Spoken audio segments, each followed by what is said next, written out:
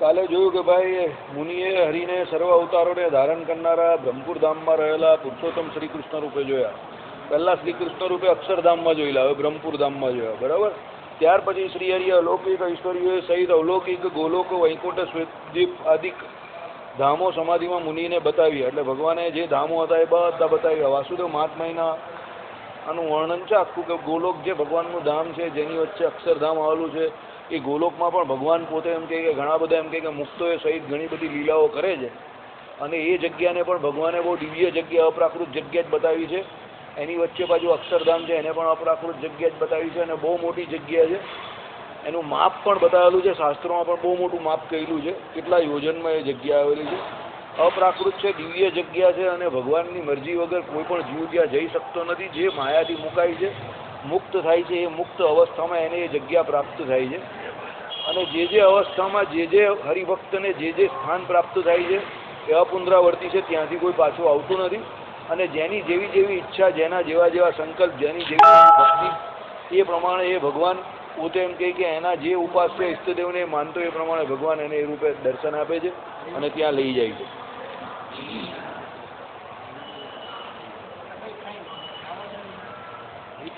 જો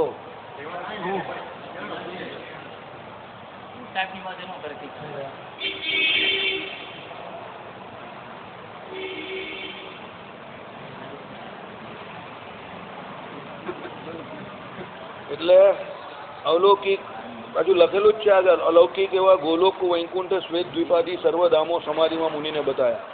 આગળ અલૌકિક શબ્દ વાપરો છે, એનો અર્થ એવો થાય કે જે આ લોકો શ્વેતદ્વીપ છે કે બદ્રિકાશ્રમ છે, ભલે માયાના આવરણની અંદર આવેલા છે, પણ એને અલૌકિક જગ્યા બતાવી. આપણા સામાન્ય રીતે જે લૌકિક જગ્યાઓ જ્યાં માયા છે, એવી આ લૌકિક જગ્યા નથી. આ બધા સ્થાનો જે કહેવાય તે બધા અલૌકિક સ્થાનો છે. એટલે અંદર માયાનું કંઈ ચાલતું નથી. બરાબર. અને જીવના કર્મ જ્યારે પૂરા થાય, એટલે કર્મ શૂન્ય જીવ થાય, ત્યારે એ ભગવાનના ધામોને ભગવાનની ઈચ્છાથી જ પ્રાપ્ત કરી શકે છે. શ્વેતદ્વીપ અને બદ્રિકાશ્રમને ભલે આ લોકમાં આવેલા બતાવેલા છે, પણ ત્યાંથી પણ ઉત્તરે જીવની ગતિ ઉપર તરફ જ થાય છે. ત્યાંથી કોઈ નીચે તરફ આવતું નથી. જે જીવને થોડી ઘણી કિંચિત વાસના, એટલે શું છે કે ભાઈ આ લોકના કે પલ્લોક સંબંધી કોઈ વાસના રહી ગઈ હોય તો એને થોડી કિંચિત વાસના દૂર કરવા માટે, તપ ભજન કરવા માટે શ્વેતદ્વીપ કે એટલે આ બદ્રિકાશ્રમ આદિ ધામોમાં લઈ જાય છે. બરાબર. પણ એમાં પણ એને કોઈ આ લોકની કોઈ વાસના હોતી નથી. એ બધી ઈચ્છા અલૌકિક ઈચ્છા હોય થોડી ઘણી તેને પૂરી કરે છે, અને ભગવાન ત્યાં દર્શન આપે છે. અને એ જગ્યા તો અલૌકિક જ છે, ત્યાં માયાનો કોઈ પ્રવેશ છે નહીં. અને ત્યાં ભગવાનના ભજન સિવાય બીજા કોઈ વિષય પણ નથી. માયાનો વિષય ત્યાં કોઈ છે જ નહીં કે પેલો ભોગવે. ચક્કર ચક્કર બંધ કર. ચાલો. એટલે ગોલોક વૈકુંઠ શ્વેતદ્વીપ આદિ સર્વધામો સમાધિમાં મુનિને બતાવ્યા. હવે બધા ધામોમાં જે ધામી છે તે તો એક જ છે, ભલે અલગ અલગ નામે ઓળખાય છે. બરાબર. આ વૈકુંઠ વાળો શબ્દ તો એક બહુ વિચિત્ર છે.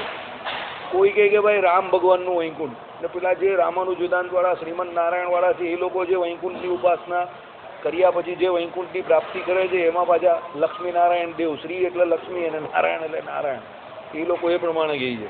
એટલે આપણાવાળા જે રામનું વૈકુંઠ કે એ તો હાવ વાત ખોટી છે. રામ ભગવાને વૈકુંઠ બતાવ્યું એવું લખેલું છે, પણ એ કંઈ રામનું વૈકુંઠ એવું સ્પેસિફિક નથી કે સ્પેશિયલ નથી. કારણ કે જો એકલા રામનું વૈકુંઠ હોય તો પછી પેલા શ્રીમદ નારાયણની જે ઉપાસના કરનારા રામાનુજ વેદાંતવાળા કા ચાલ્યા છે, કારણ કે એમની ઉપાસના પણ એક છે. બરાબર. એટલે અંદર રહેલા અધિપતિ પરમાત્મા તો એક જ છે. ભલે જગ્યા અલગ અલગ બતાવી કે સ્થાન અલગ અલગ બતાવ્યા, કે એ અલૌકિક જગ્યા છે બધી, અને દરેક જગ્યા પર એ ભગવાન રહેલા છે, અને ભગવાન બધે સરખા જ રહેલા છે. જીવની ઉપાસનાને કારણે એ થોડો થોડો ભેદ બતાવેલો છે, અને જીવના સંકલ્પને કારણે.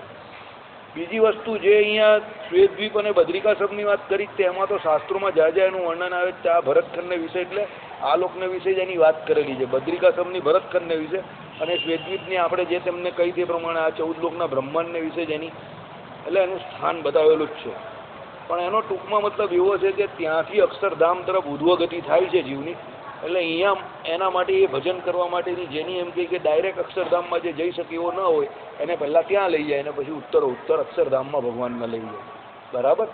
અને ગોલોક વૈકુંઠ અને અક્ષર, આ 3 શબ્દ તો એક જ અર્થમાં વપરાયા છે. બ્રહ્મપુર ચોથો એવો શબ્દ છે જે એક છે. બીજી એક વસ્તુ અહીંયા સમજવા જેવી છે, બ્રહ્મા એટલે બ્રહ્માનો લોક એટલે બ્રહ્મલોક અમુક જગ્યા પર કહ્યું હોય, અને બ્રહ્મપુર, આ બંને શબ્દ અલગ અલગ છે. બ્રહ્મપુર અને બ્રહ્મલોક બંને અલગ અલગ છે. બ્રહ્મલોક જ્યાં કયો હોય ત્યાં બ્રહ્માજીને રહેવાનો સત્યલોક જે છે એને બ્રહ્મલોક કયો હોય, અને બ્રહ્મપુર કયું હોય તો ભગવાનનું અક્ષરધામ છે એને કહ્યું હોય. એટલે પ્રસંગોપાત જ્યાં જ્યાં જેવું તેવું વર્ણન આવે ત્યાં આગળ પાછળના જે કંઈ તમને કોઈ જગ્યા પર પ્રિન્ટિંગ મિસ્ટેક રહી ગઈ હોય એને પેલા છાપવાળાને કંઈ એવો હું જોઈ નહીં એટલે એ બ્રહ્માજીના લોકને પણ બ્રહ્મપુર કહી દે. હવે તો તમારે આગળ પાછળનું એનું વર્ણન જોવાનું કે આ બ્રહ્માજીના લોકનું સત્યલોકનું વર્ણન છે કે ભગવાનના અક્ષરધામનું વર્ણન છે કે ભગવાનને રહેવાના સ્થાનનું વર્ણન છે. બરાબર. આપણે ત્યાં બધા ઘણા બધા વક્તાઓ પણ અહીંયા માર ખાઈ જાય છે. બરાબર. એટલે શું આગળ પાછળના પૂર્વાપરનો સંબંધ ન જાણતા હોય તો પ્રોબ્લેમ થાય. મેં તમને ન કહ્યું અહીંયા શેષ શારદા, તો શેષજીને શેષ નારાયણ કહેતા હતા એક ભાઈ, એક વક્તા. હવે ભાઈ શેષ શારદા વખાણ કરે, ગુણ ગાય, કે શેષજી એમ કહે કે અનંત જે એમના સહસ્ત્ર જે મુખ એના થકી ભગવાનની સ્તુતિ કરે છે તો એ શેષ નારાયણ બોલે. અરે ભાઈ શેષ નારાયણ, નારાયણ શબ્દ નથી લખ્યો હતા. શેષજી એટલે જે શેષજી પોતે જે લક્ષ્મણજીનો અવતાર છે, જે બળદેવજી છે, એ શેષજીની વાત કરેલી છે. જે નિગમ જે કયા કે ભાઈ નિગમ એટલે શું વેદો, તે શેષજીની વાત કરી. શારદા એટલે જે સરસ્વતીજી કયા તે. એટલે એ પ્રમાણે જ્યાં જ્યાં જેવું જેવું તે પ્રમાણે વર્ણન હોય. એનો મતલબ એવો નથી કે ભાઈ શેષ એટલે શેષ નારાયણ ગયા. સહસ્ત્ર મુખે કરીને શેષજી પણ ભગવાનના વખાણ કરે, સ્તુતિ કરે તો પણ એ ભગવાનની સ્તુતિનો કે વખાણનો કે ગુણગાનનો કોઈ અંત જ નથી પામતું એમ. એ રીતે વર્ણન કરેલું છે. એટલે પૂર્વાપરનો સંબંધ વિચાર્યા વગર એકને ઠોક નહીં કરવાનું. બધા શાસ્ત્રનો સમન્વય કરીને જે પ્રમાણે અર્થ સિદ્ધ થતો હોય કોઈક મોટા પાસે જવું અને એ વાતનું નિરાકરણ કરવું.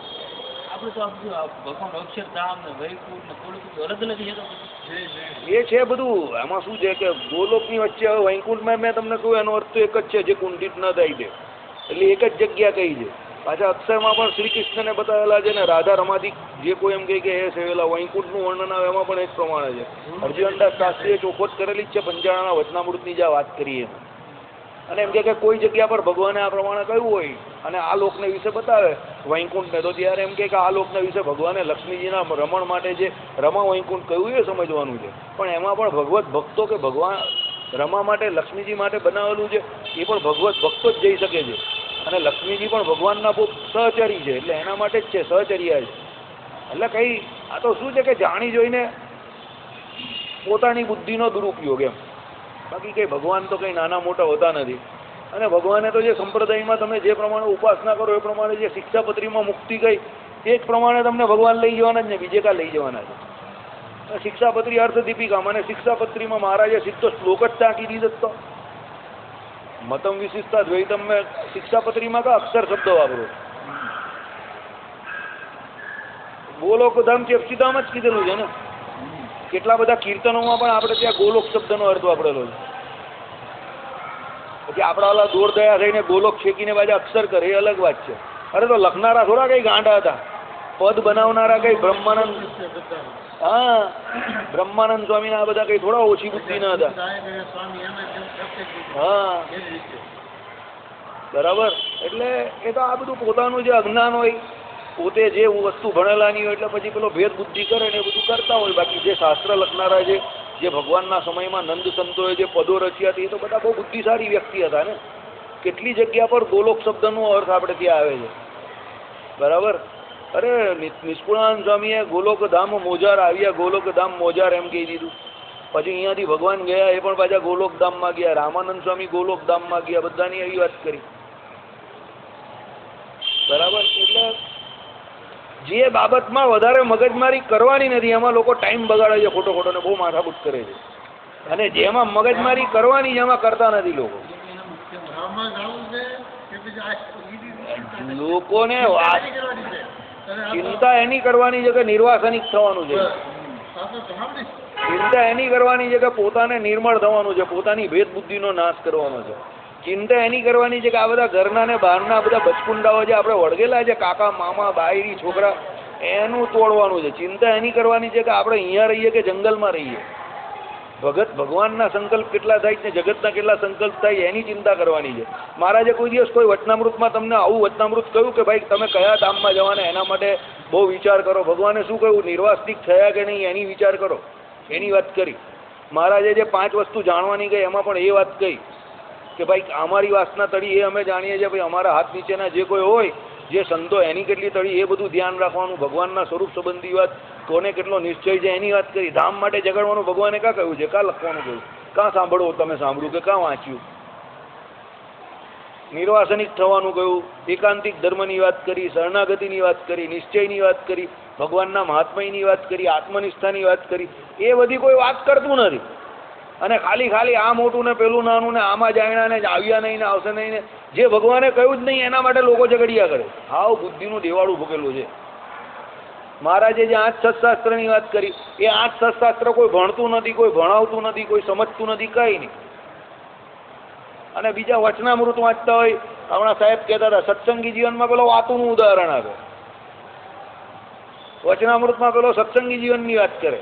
પાછા બધા ગુલાટી મારે. તમે ગમે ત્યાં જાઓ તો પેલો કેવું તમને પહેલાં શું કહે ખબર, વચનામૃતમાં આવું કહ્યું છે. ભાઈ તમે કહો ને વચનામૃતમાં નથી, ચાલ મને શોધીને બતાવો, એટલે એ ગુલાટી મારને સત્સંગી જીવન પર આવે. ભાઈ તમે કહો સત્સંગી જીવનમાં પણ નથી, એટલે પછી તમારી જોડે ગમે તેમ બોલીને ભાગી જાય. બરાબર.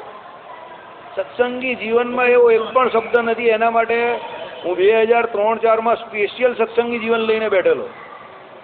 5 પ્રકરણ આખું સત્સંગી જીવન ખોળ્યું એરો. એમાં કંઈક તો મને આવું મળે, મને કંઈ મળ્યું નહીં કશે. મારા પહેલાં મારો એક એન્જિનિયર મિત્ર એ PhD થઈ ગયો અત્યારે, એ મારા કરતાં પહેલાં 8 વર્ષ પહેલાં એ ખોળી વળેલો, એને પણ કંઈ મળ્યું નહીં.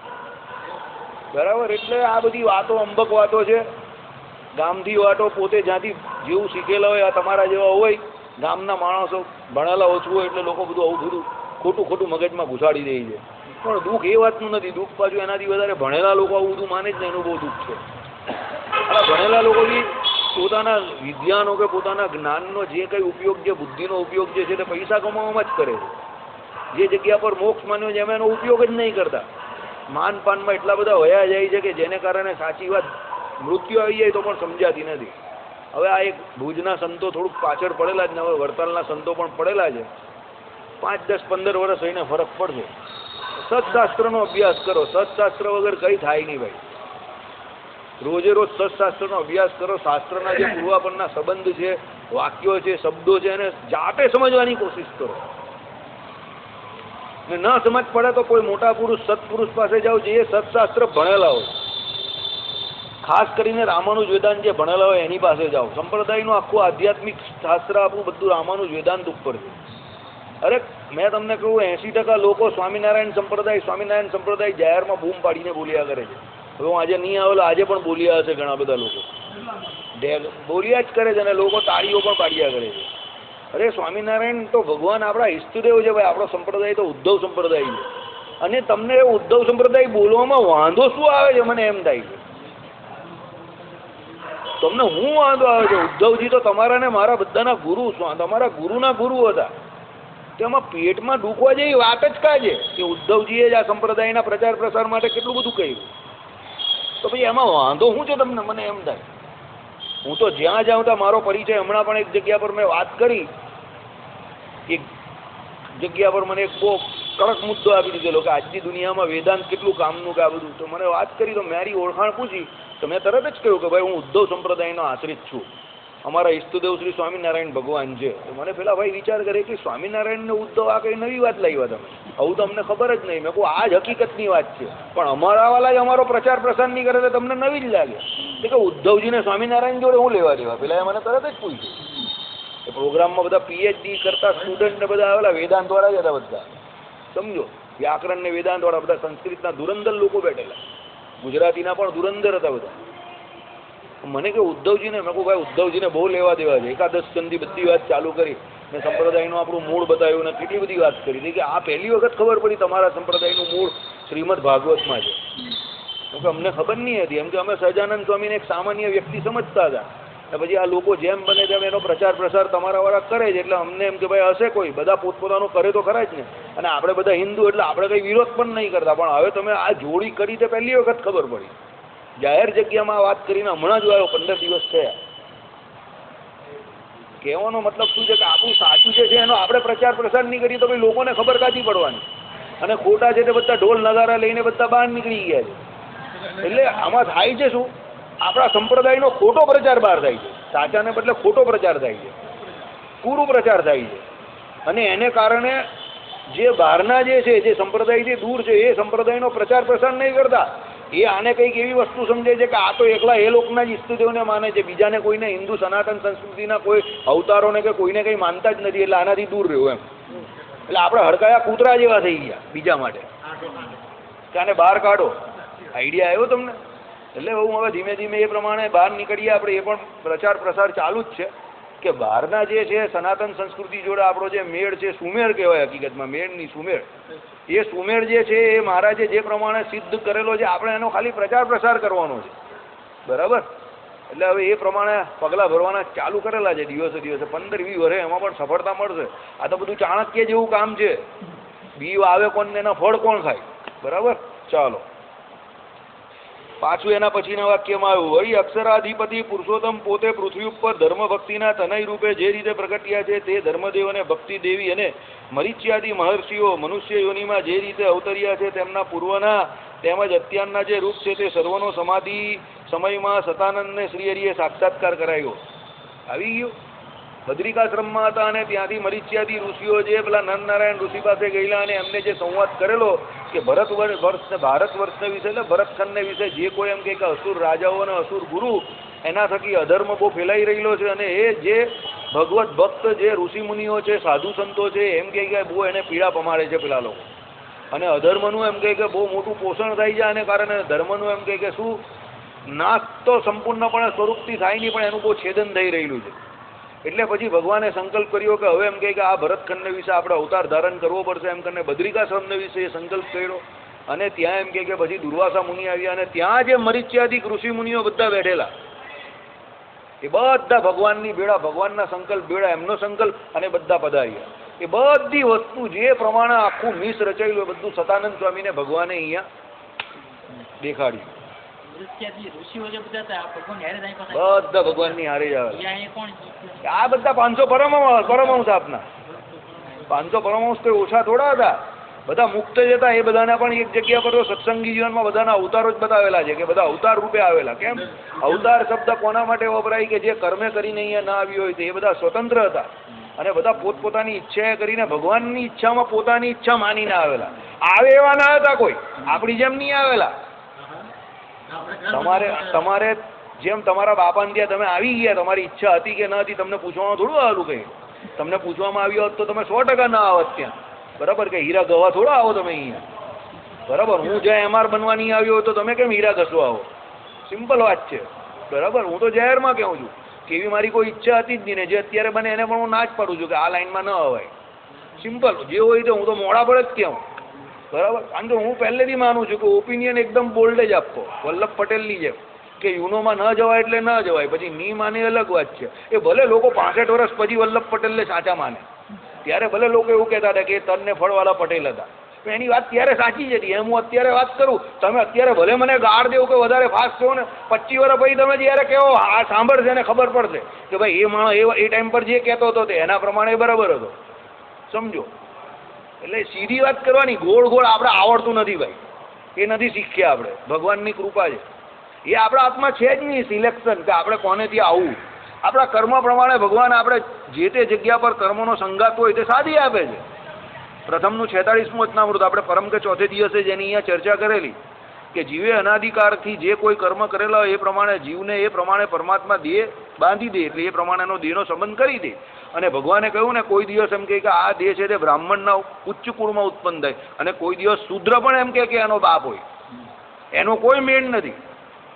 સમજો?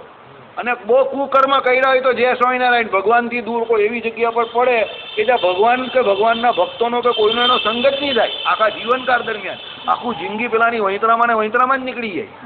સમજો? એવા કેટલા લોકો આપણે નથી જોતા ટીવી પર ન્યૂઝમાં ને એમાં આપણે એમ થાય કે આ બિચારાને હું ભગવાન કે હું સત્સંગ કે હું કોનો યોગ થવાનો? પૂર્વના કંઈક એવા કર્મ હોય જેને કારણે એનો યોગ જ નહીં થાય. કાં કોઈનો દ્રોહ કરી નાખ્યો હોય તો ભગવાન પછી પર્વત કે વૃક્ષ કે ઝાડ કે એનો કંઈ દેહ આપી દે.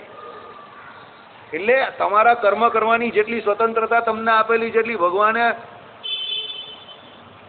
પેલો કહે ને કે ભાઈ હું તો કોઈને પણ જો એક ફેંટ મારી જ દઉં, બિચારા સામે પેલા બિચારા તમારી પાછળવાળા જેવા માણસ હોય તો ફેંટ ખાઈ લે, પણ કોઈ દિવસ કોઈ 6.5 ફૂટનો ખલી જેવો માણસ મળી જાય અને એને પેલો કંઈ જોયા વગર એક ફેંટ મારી દે, પછી એના પગ પકડવા પડે, કારણ કે ખલીની ફેંટ તો પછી એનાથી ખવાય નહીં.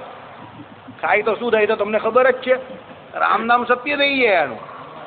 એટલે એને કર્મ કરવાની છૂટ આપી દીધી ભગવાને સ્વતંત્રપણે, તારે જે કરવું હોય તે કર, પણ ભગવાન કોની જગ્યા પર પછી ખલી, ભગવાન પછી ખલી જેવા છે, મૂકી દે એને ગમે ત્યાં. જાને ભાઈ તું ખાઈ જા, ઘાસચારો કેટલો ખાવો છે, 800 કરોડનો ખાવો છે, ખાઈ જા, લે ખાઈ જા તારી બુદ્ધિ પ્રમાણે, લે. તને સત્તા જોઈએ પાછી પૂર્વના કર્મ, લે સત્તા, લે મળી તને સત્તા આપી, બોલ હવે જે કરવું હોય તે કર, ચાલ. પછી જ્યારે ભોગવવાનું આવશે ને ત્યારે ભગવાન 800 કરોડ ને 1800 કરોડ કેવી રીતે વસૂલ કરવાની એને આવડે છે ભાઈ મેરે. ત્યારે ખલી કા બડા પંજા ભગવાન કા, પછી પેલા એ ખાયા જ કરવાની. ઊભો થાય એટલે બીજી, ત્રીજી, ચોથી, પાંચમી એવી પડે ગરમા ગરમ. પેલો કે આ બધું એકી હાથે કાતી નીકળું, તો તું કરતો હતો ત્યારે ગાયનો ઘાસચારો ખાઈ ગયેલો, લે દે બે દે, બરાબર. એટલે એ ભગવાન એવું કેરેક્ટર છે ભાઈ. ચાલો મહારાજ દયાળુ પ્રભુ. એટલે એ બધાને ભગવાને સતાનંદ સ્વામીને આખું ચરિત્ર બતાવ્યું કે ભાઈ તમે અહીંયા કેમ આવેલા છો, અમે અહીંયા કેમ પ્રગટ થયા છે, બરાબર. બદ્રિકાશ્રમમાંથી આપણે બધા અહીંયા કેમ આવ્યા, આપણું કામ શું છે, એના માટે એક શાસ્ત્ર રચવાની જરૂર છે. તમે પૂર્વાશ્રમમાં મૈત્રેય ઋષિ હતા એ પણ એમને બતાવેલું, બરાબર. હવે અત્યારે તમારે અહીંયા મારા જે એમ કે ચરિત્રને લગતું એક આખું શાસ્ત્ર બનાવવાનું છે. એ શાસ્ત્ર હવે પછીના 200 વર્ષ પછી એમ કે એક સભા મંડપમાં હરિભક્તો બેસશે અને એ લોકોને બહુ કામનું છે, બરાબર. ત્યારે અને પાછો એનો પ્રચાર પ્રસાર કરવાનો છે 5-10 હજાર હરિભક્તોમાં. આ બધું પહેલેથી લખાઈ જ ગયું હોય તો જ આપણે અહીંયા બેસીએ, બરાબર. પછી એમાં પાછા કોઈ વખતે સેવ ખમણ આવે, વચ્ચે ચણા આવે, બધું આવે, આ બધું લખાઈ ગયું હોય. ચાલો બહાર જાય તો કોઈ આપણે ભાવ નહીં પૂછે, આ તો અહીંયા બધા ભાવ પૂછે. તમે લોકો બધી પોલ ખોલાવો મારી પાસે તો પછી. તથા જે મુક્તો પોતાના પ્રાદુર્ભાવ સમયમાં, જો આવી ગયું ને મુક્તો લખેલા છે, એક જ વાક્ય પહેલા, જો આની આગળના જ વાક્યમાં મેં તમને તથા જે મુક્તો, જે મુક્તો, મુક્તો એટલે બહુવચન શબ્દ વાપરો છે, એટલે ભગવાન માટે મુક્ત શબ્દ નથી વાપરો. ભગવાન તો અનાદિ મુક્ત છે, એટલે અહીંયા જે મુક્તો એટલે પેલા 500 પરમહંસની વાત ચાલે જ ને એની વાત કરે છે. સત્સંગી જીવન ગ્રંથ એવો છે ને, પહેલા તો જે 9 દિવસ ને 15 દિવસમાં એને પૂરો કરે છે ને, હું એમને સેલ્યુટ કરું છું, સલામ કરું છું, બરાબર. બીજી વાત કે આમાં ગમે એટલા વર્ષો પણ ઓછા પડે, શબ્દ ટુ શબ્દનું તમે અનુવાદ કરવા જાઓ ને તો ભલું ઓછું પડે એવું છે. આ ગ્રંથ જ એવો છે, ભાગવત જેવો ગ્રંથ છે. આનો એન્ડ જ નથી, કોઈ એન્ડલેસ ગ્રંથ છે. તમે લઈને બેસો તો આનો અંત જ નહીં આવે, આ એવો ગ્રંથ છે. ચલો, જે મુક્તો પોતાના પ્રાદુર્ભાવ સમયમાં સ્વચરણ કમળમાં એકાંતિક ભક્તિએ યુક્ત હોઈને પૃથ્વી ઉપર નર નારી રૂપે ઉત્પન્ન થયા છે, તે સર્વના બંને રૂપ એટલે પૂર્વના મુક્ત રૂપ તથા વર્તમાન કાળના મનુષ્ય રૂપ મુનિને શ્રી હરિએ જણાવ્યા. એટલે સ્ત્રી રૂપે પણ મુક્તો આવેલા, સ્ત્રી રૂપે મુક્તો હોઈ શકે છે. આપણે ત્યાં આ પણ સંપ્રદાયમાં એક અતકચરું જ્ઞાન છે લોકોમાં. જ્ઞાન અતકચરું હોય જ નહીં, અજ્ઞાન હોય, એટલે એ અજ્ઞાન છે. સ્ત્રીઓ મુક્ત રૂપે આવી શકે છે, મુક્તો સ્ત્રી રૂપે આવી શકે છે. સોરી, મારી સ્લીપ ઓફ ટંગ થઈ ગઈ. જો પહેલા લક્ષ્મીજી અને રાધાજીએ તો અનાદિ મુક્ત કયા, રાધા રમા આદિ કે સેવેલા, એ જ વારંવાર અહીંયા જ્યારે આવે છે મનુષ્ય રૂપ ધારીને, તો રૂક્ષ્મણી રૂપે લક્ષ્મીજી આવ્યા, સીતાજી રૂપે લક્ષ્મીજી આવ્યા, બરાબર. એ જ પ્રમાણે રાધાજી અહીંયા ભગવાનના પ્રેયસી થઈને આવ્યા, પત્ની તરીકે પણ સ્વીકારેલા છે, બરાબર. એ જ પ્રમાણે જ્યારે ભગવાન ગ્રહસ્થાશ્રમમાં અવતાર ધારણ કરે છે ત્યારે એમ કે આવે જ છે.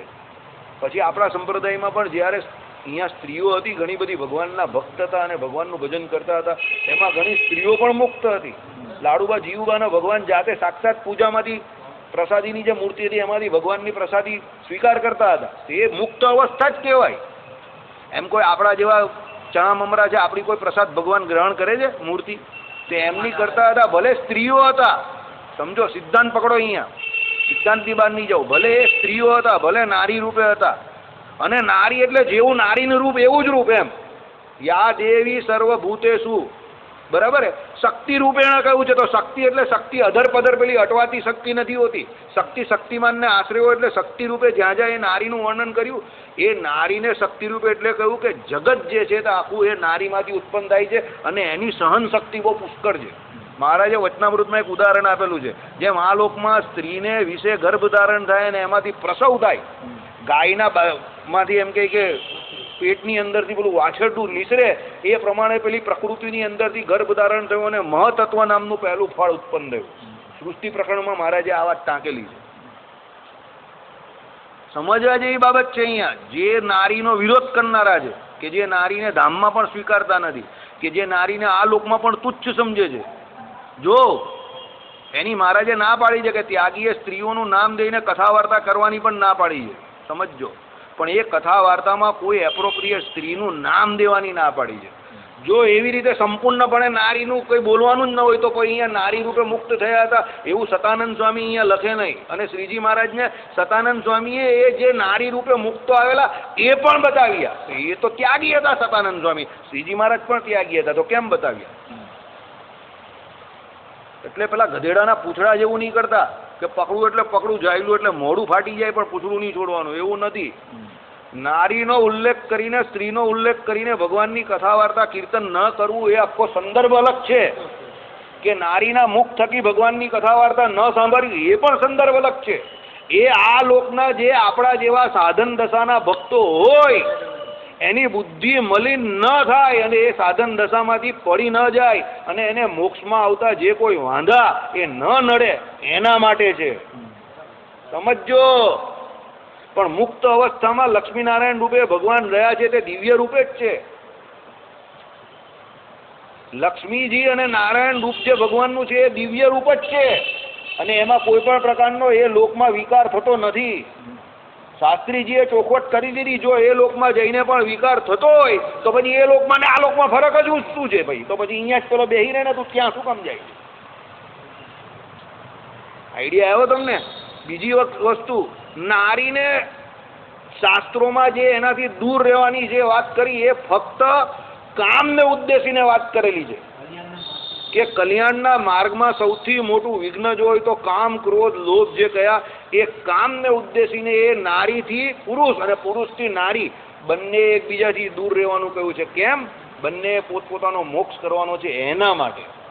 પણ નારી મુક્ત ન હોઈ શકે એ ખોટી વાત છે. બ્રહ્મસૂત્રમાં પણ આની વાત છે. મુક્ત થાય પછી જીવ જે ધારે એવું રૂપ ધારણ કરી શકે છે. અરે એકની અનેક રૂપ ધારણ કરી શકે છે. સ્ત્રી રૂપે રહીને પોતે પોતાના પતિની જેમ પતિવ્રતા સ્ત્રી સેવા કરતી હોય એવી રીતે પણ એ ભગવાનનું સેવા કરવા માટે એવું રૂપ ધારણ કરી શકે છે. એના પોતાના ઉપર છે, એના સંકલ્પ ઉપર છે. અને બીજી તમને એક વાત કહી દઉં, આજે શાંતિથી સાંભળી લેજો. સાંભળવા બેઠા જ છો તો સાંભળી લો, આખું ગામ સાંભળે. કઈ જીવાત્માની કોઈ જાત પાત કે કોઈ પુરુષત્વ કે સ્ત્રીત્વ નથી. જીવાત્માને આ બધા શરીરની ગરબડ છે. આ જે ભેદ છે તે શરીરનો ભેદ છે.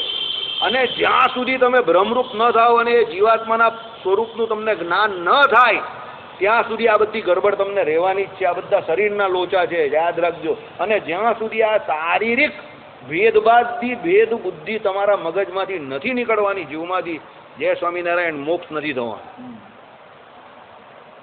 આ બગાડ બધો કાઢવો પડશે પહેલા. સમજો. પહેલા સમજણ કરીને બગાડ કાઢવાનો છે. પાછું અદ્વૈતીઓની જેમ એનો સંગ નહીં કરવાનો. મહારાજે કહ્યું એ પ્રમાણે કે પેલો એમ કે સ્ત્રીઓ જોડે તાળીઓ દેતો હોય ને એની જોડે રહીને પછી કે બ્રહ્મચર્ય વ્રતનું પાલન કરીશ તે કંઈ થવાનું નથી. નહીં, સિદ્ધાંતનું ઉલ્લંઘન નહીં કરવાનું. બંને પક્ષે ને બંને બાજુ નહીં કરવાનું. આજે હું બધી ચોખવટ એટલે જ કરું છું. એ ઘણા બધા બધી અવળી વાત લઈને આવી જાય છે. અડધી વાત સાંભળે ને પછી અડધી વાત એની લઈને આવે તો ભાઈ મહારાજે આમ કેમ કહ્યું ને તેમ કેમ કહ્યું ને ફલાણું ને ઢીમકું ને. અડધી વાત નહીં સાંભળો, પૂરી વાત સાંભળો. મહારાજે જે વાત કરી એ સાધન દશામાંથી તમારે મુક્ત થવા માટે જે વાત કરી એ વાત બરાબર જ છે. કે પુરુષ અને સ્ત્રીનો સહવાસ હંમેશા નેગેટિવ પોઝિટિવ ભેગા થાય તો તણખા જરે, એ 100% સાચી વાત છે.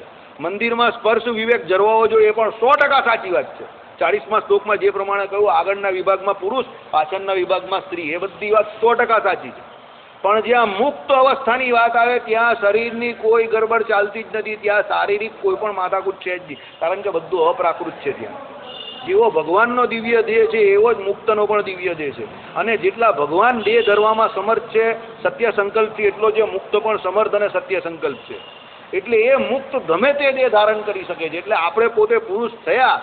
જ્યાં જ્યાં શાસ્ત્રોમાં એવું કહ્યું કે એ ભગવાન પુરુષ રૂપે ધામમાં છે, એટલે ત્યાં પુરુષ રૂપે એટલે એનો મતલબ એકલા પુરુષ છે એવું નહીં માનવાનું. પુરુષ એટલે ત્યાં અર્થ એનો આખો મનુષ્ય સમુદાય માટે કરેલો છે કે આપણે જેમ દ્વિભુજ મનુષ્ય છે ને ત્યાં એ ભગવાન એવા ને એવા જ છે. લોયાના 18મા વચનામૃતમાં કહ્યું એ પ્રમાણે. એનો મતલબ એવો નથી કે ત્યાં સ્ત્રી છે જ નહીં મુક્ત રૂપે. એ તો મુક્ત તો સત્ય સંકલ્પ છે, સત્યકામ સત્ય સંકલ્પ. તમે એવું કહ્યું કે ત્યાં સ્ત્રી હોય જ નહીં કે મુક્ત સ્ત્રી રૂપે હોય જ નહીં શકે, તો તમે એના સત્યકામ અને સત્ય સંકલ્પ જે એનો જે ભગવાને જે મુખ્ય સિદ્ધાંત કહ્યો એની પર વાર કરી રહેલા છો. સત્યકામ સત્ય સંકલ્પનો અર્થ શું થાય? એ એની ઈચ્છા મુજબ એના સંકલ્પ મુજબ કોઈ પણ રૂપને ધારણ કરી શકે છે અને એ ભગવાન આપનારા છે, બીજું કોઈ થોડું આપે છે. તો તમે એ સત્યકામ સત્ય સંકલ્પ જે અષ્ટગુણ ગયા એની પર સીધો એટેક કરો છો જે ભગવાન આપે છે. આઈડિયા આવ્યો? એટલે મુક્ત કોઈ પણ રૂપે રહી શકે છે. આ સત્સંગમાં પણ કોઈ પણ રૂપે આવી શકે છે. એટલા માટે અહીંયા ચોખવટ કરેલી છે. અને શાસ્ત્રીજી મહારાજ આની બહુ જોરદાર, એમણે તો એવા શબ્દ વાપરેલા છે કે મારાથી સભાની મર્યાદા માનીને અહીંયા કહેવા એવા નથી. બાકી એમણે બહુ ખતરનાક શબ્દ વાપર્યા છે, પણ હું એ શબ્દ વાપરી નહીં શકું. પેલો કહીને મેરી એટલી ઓકાત નહીં છે, મારી પોતાની એટલી હેસિયત નથી કે હું એ શબ્દ અહીંયા વાપરું. પણ તમે એકાંતમાં મળો તો કયા શબ્દ વાપર્યા છે હું તમને કહી દઈશ, એમાં મને કોઈ શરમ નથી. બરાબર? કેમ? મુક્ત ગમે તે દેહ ધારણ કરે એ મુક્ત જ રહેવાનો છે. એ કર્મે કરીને અહીંયા આવ્યા નથી. સમજો, આપણે બધા કર્મની એક આપણી અવસ્થાએ કરીને અહીંયા આવેલા છે. કર્મનું ખાતું આપણા બધાનું હજુ પૂરું નહીં થયું. સમજો, આપણે એટલે અહીંયા આવેલા છે. એ પણ છે ને કે ભાઈ અહીંયા ધારો કે પુરુષ છે અને એ ધામમાં જાય અને મુક્ત થાય તો એને સ્ત્રીનો દેહ ત્યાં લેવો હોય તો લઈ શકે, લઈ શકે. એની ઈચ્છાની વાત છે. અને એ રીતે આ સ્ત્રી અહીંયા ધારો કે ભક્ત અને એ પુરુષને લેવો તો એ મુક્ત થાય તો એને ત્યાં પુરુષ રૂપે લેવું છે.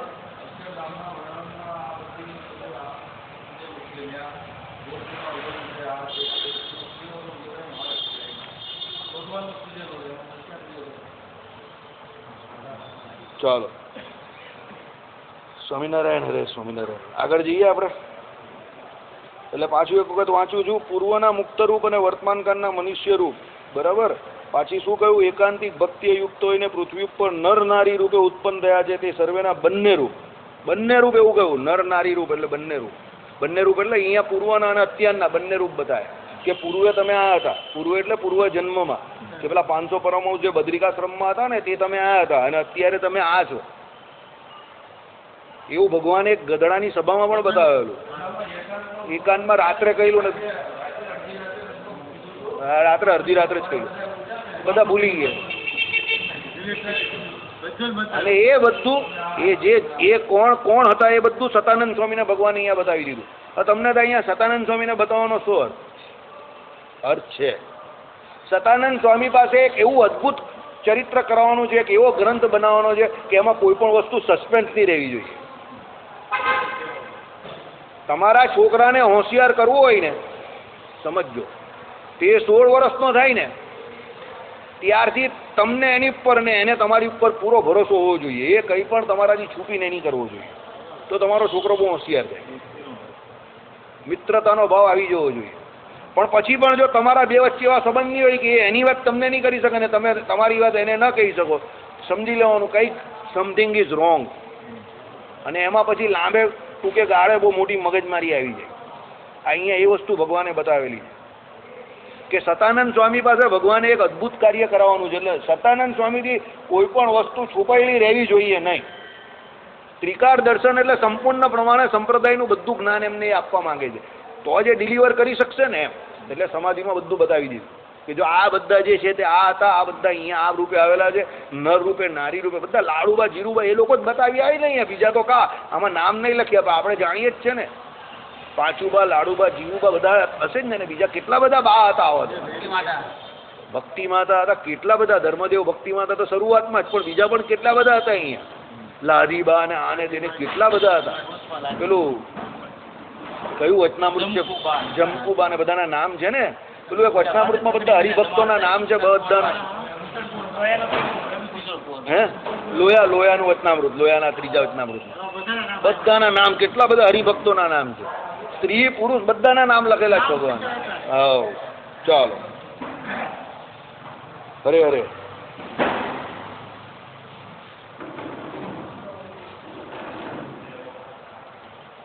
કિમ ભવના ધર્માદિ સર્વના જન્મ કર્મ અને ઐશ્વર્યાદિ અને પોતાનું ઐશ્વર્ય દર્શન માત્રથી હજારો જનોને સમાધિ કરાવી તે આ સર્વ પ્રકારે અનુભવ કરાવ્યો તથા ભૂત ભવિષ્ય અને વર્તમાન આ ત્રણ કાળનું જ્ઞાન પણ પ્રભુ શ્રી હરિએ આપ્યું. બરાબર, બધું બતાવી દીધું, બધી આખી ચોપડી ખોલી નાખી ભગવાન. શું પહેલું શું બતાવ્યું તો સાંભળો. ધર્માદિ સર્વના જન્મ કર્મ અને ઐશ્વર્યાદિ. ધર્માદિ સર્વ એટલે પોતાના પિતા ધર્મદેવ ભક્તિ માતાથી માંડીને બધું ભગવાને એમને કહી દીધું, બતાવી જ દીધું. એમના જન્મ કર્મ બધું બતાવી દીધું. કર્મ એટલે શું, પેલો બદ્રિકાશ્રમમાં જે હતું તે ધર્મદેવની જે પેલી 12 પત્નીઓ હતી એ બધું બતાવી દીધું. આ બધું છે ને અહીંયા મૂર્તિ નામની પત્ની, અહીંયા ભક્તિ માતાના એટલે મારા માતા રૂપે અહીંયા આવેલા બધું ભગવાને એમને બતાવી દીધું. એમનું ઐશ્વર્ય બતાવ્યું કે એ ધર્મ શું છે. આમાં સત્સંગી જીવનમાં જ આવશે કે ધર્મ પૂરી ધરાને ધારણ કરી રહેલા છે અને એ ધર્મને પૃથ્વી ધરા ધારણ કરી રહેલી છે. એમ બંને એકબીજાને કેવા છે, પૂરક છે. અને એ સમજાવેલું પણ છે. પ્રથમ પ્રકરણમાં આપણે આગળ આવી ગયું, લખી દીધું. બરાબર, આમાં આવશે. દર્શન માત્રથી હજારો જનોને સમાધિ કરાવી એ પ્રમાણે એ પણ બતાવ્યું કે ભાઈ અમે અહીંયા આવીને દર્શન જ ખાલી જેને અમારા કરીએ બધાને હજારો લોકોને સમાધિ કરાવી એ પણ ભગવાને બતાવ્યું. આ સર્વનો સર્વ પ્રકારે અનુભવ કરાવ્યો, બધો અનુભવ કરાવી દીધો એમને. અને ભૂત ભવિષ્ય અને વર્તમાન આ ત્રણ કાળનું જ્ઞાન પણ એમને આપી દીધું. કોને? સતાનંદ સ્વામીને. આ રીતે મહામતી સતાનંદ મુનિ પણ ભગવત કૃપાથી સર્વજ્ઞ થયા. શું થઈ ગયા? સર્વજ્ઞ થઈ ગયા.